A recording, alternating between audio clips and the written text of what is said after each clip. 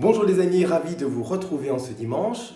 Je reviens évidemment de la messe où on fêtait le 40e anniversaire de sacerdoce de notre bon père Édouard Marot.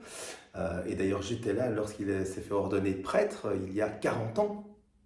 Et nous avons lu la parole du jeune homme riche aujourd'hui. Et ça me faisait penser à une vidéo que j'ai faite il n'y a pas tellement longtemps qui s'intitulait Comment devenir riche. Effectivement, comment devenir riche, mais en vue du royaume des cieux. Et c'est précisément ce que demandait ce jeune homme riche, rappelez-vous, qui demande au Seigneur, bon maître, que dois-je faire pour avoir la vie éternelle? Et bon, Jésus lui répond, personne n'est bon sinon Dieu seul. Alors il lui dit qu'il doit suivre évidemment les commandements.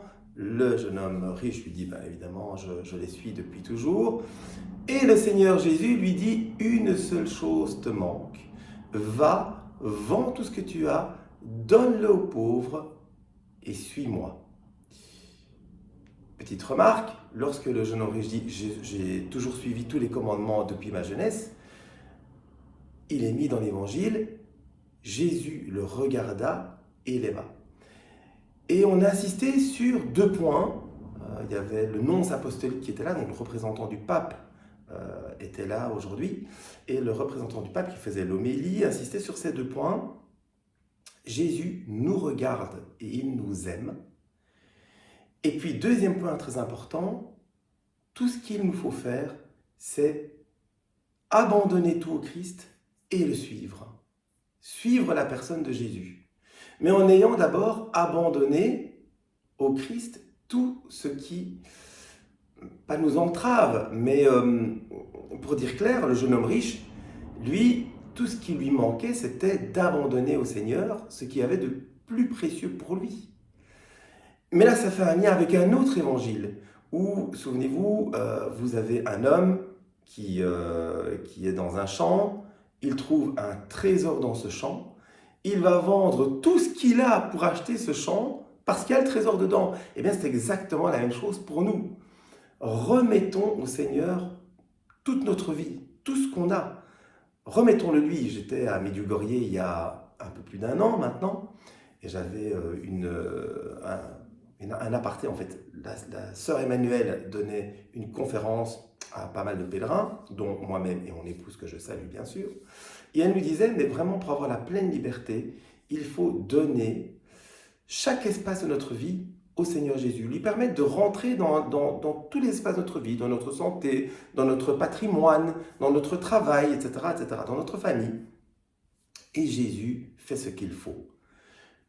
J'avais envie de dire, moi, si j'avais été le jeune homme riche, c'est très présomptueux de ma part, mais si vraiment on croit que Dieu est bon, qu'il est 100% infiniment bon,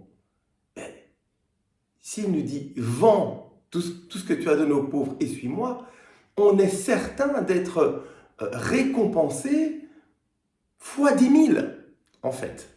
Non?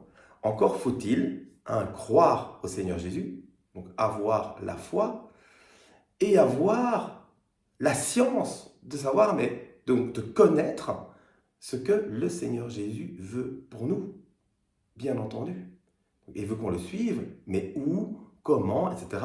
Et ça se fait au jour le jour, les amis. Ça se fait au jour le jour. Alors je voudrais revenir sur ce point de la foi qui est la première vertu théologale. On verra ce que sont les vertus cardinales en détail, et puis on verra chacune des trois vertus théologales. Une vertu théologale, c'est une vertu qui vient directement de Dieu. Théos, Dieu, une vertu divine.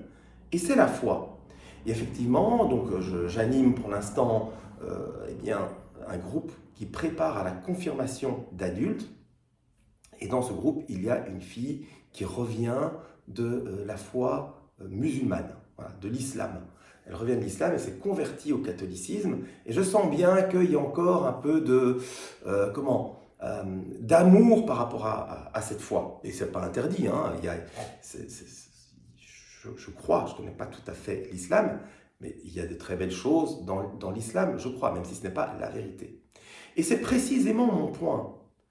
Je n'ai pas à connaître l'islam ou le Coran, ou le bouddhisme, ou tout je ne sais pas, la religion hindoue, l'histoire de Shiva, Vishnu, etc. J'ai pas à les connaître pour prétendre avec force que le chemin, la vérité et la vie, c'est Jésus-Christ au sein de l'Église catholique.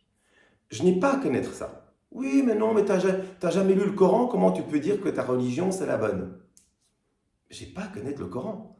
Pourquoi? Parce que la foi est d'abord un don. C'est un don divin, une vertu divine, la foi.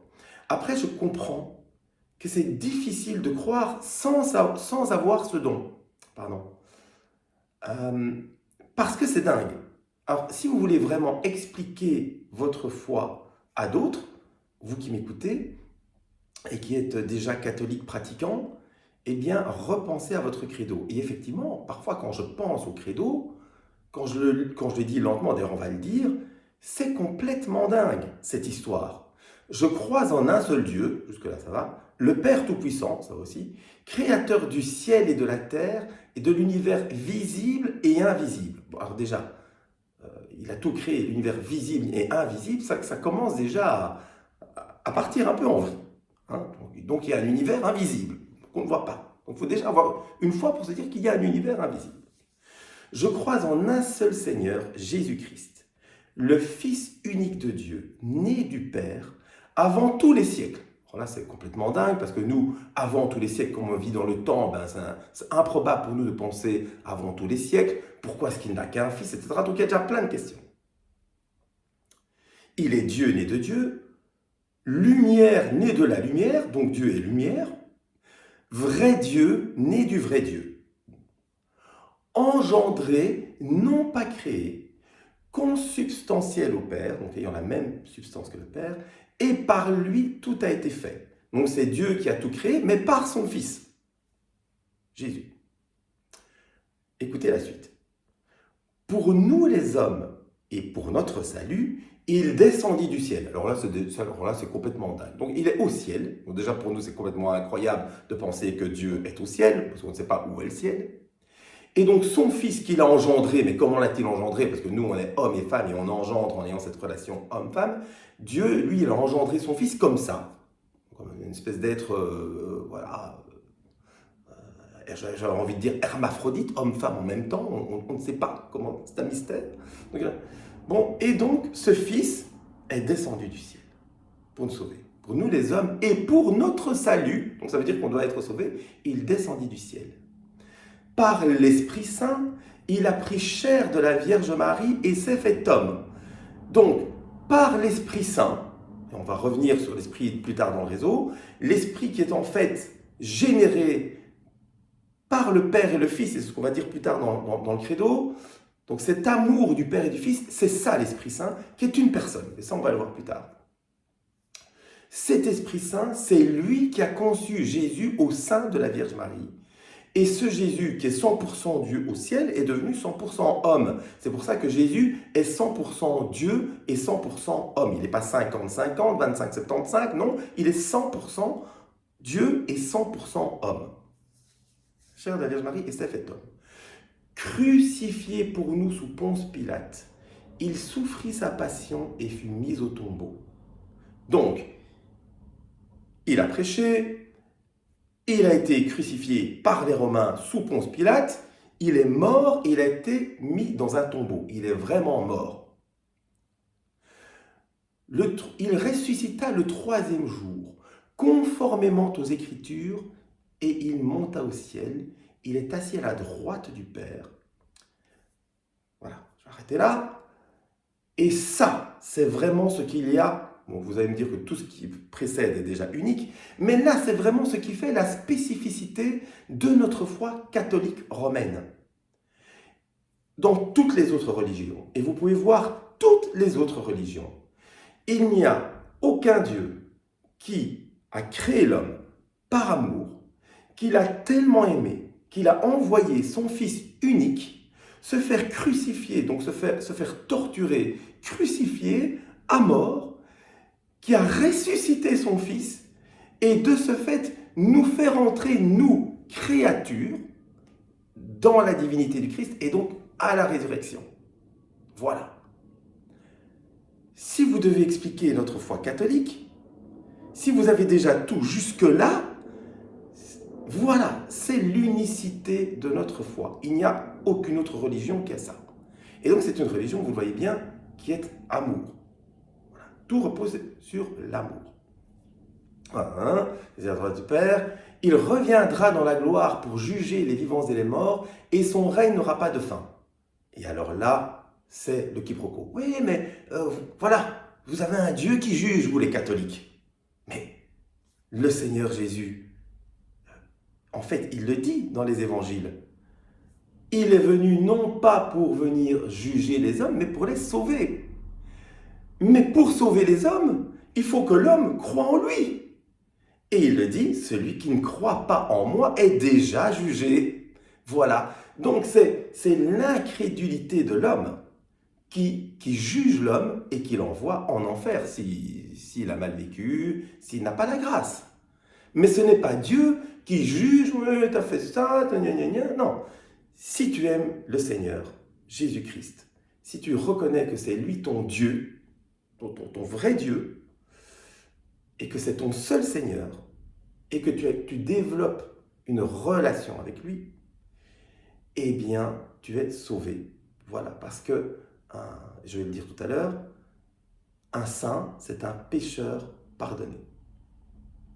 Je crois en l'Esprit Saint qui est Seigneur et qui donne la vie. Il procède du Père et du Fils. Avec le Père et le Fils, il reçoit même adoration et même gloire. Il a parlé par les prophètes. Qu'est-ce qu'un baptisé? C'est un prêtre, prophète et roi. Donc nous-mêmes, nous sommes des prophètes. Je suis un prophète. Vous avez été baptisé à l'Église catholique, vous avez une vraie relation avec le Seigneur Jésus-Christ, vous êtes un prophète aussi.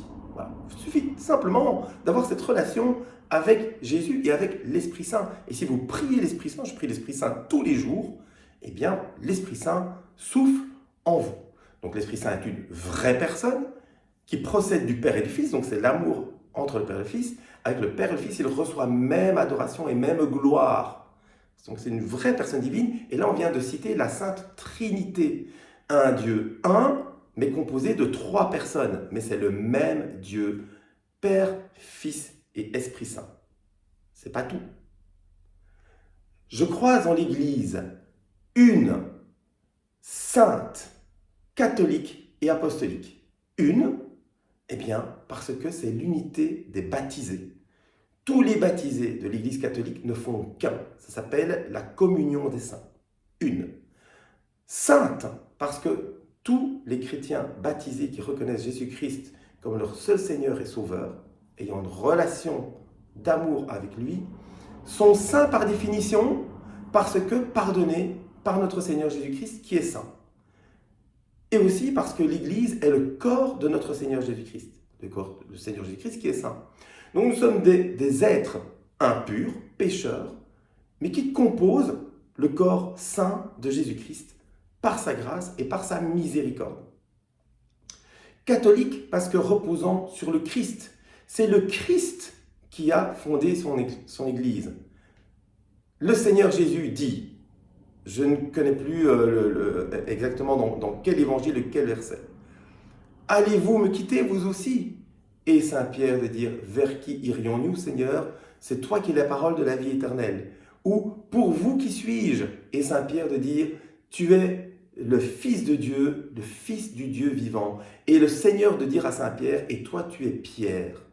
Et sur cette pierre, je bâtirai mon Église.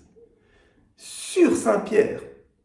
Pas sur Luther, pas sur Calvin, etc. Pas sur, désolé mes amis musulmans, j'ai beaucoup de respect pour vous, mais pas sur Mohamed. Voilà. Sur Saint Pierre, je bâtirai mon Église. Donc c'est clair.